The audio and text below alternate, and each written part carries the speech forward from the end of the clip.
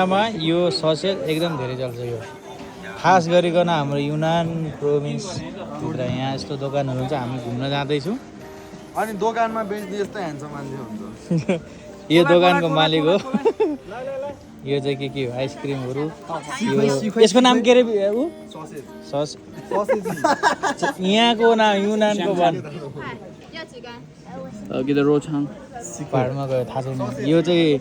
नेपालमा पनि पाइन्छ होइन अनि यो चाहिँ के रहेछ यार यो चाहिँ के दुध जस्तो आउँछ है काटेर टोफु दुध जस्तो आउँछ tofu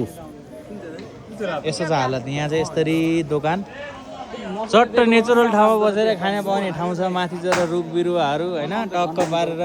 lemon juice orange juice केही खाने ल आइहालौँ न गाई यहाँ विशाल भाइले खाएर सकिसक्यो ल पछि कुरा गरौँ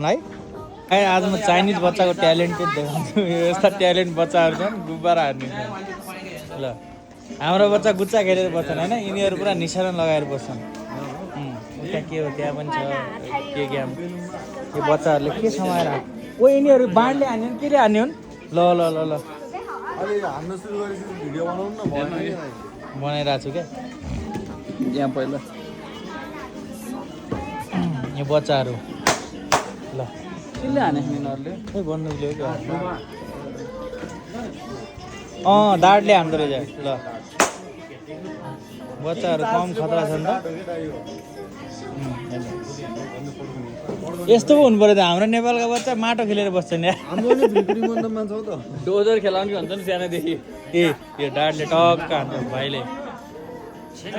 भयो अब हाम्रो उता बनिसक्यो नाच्छ जस्ता के चाहिँ हो यार न 5 भने हो 3 को नखाने हो त अब हामी यहाँदेखि जाँदैछु डाँडा त्यहाँ गुफा छ पछितिर देखाउँछु म है यहाँ पनि यसरी फुटपाथमा बसेर खान चाहिँ पाउँछ है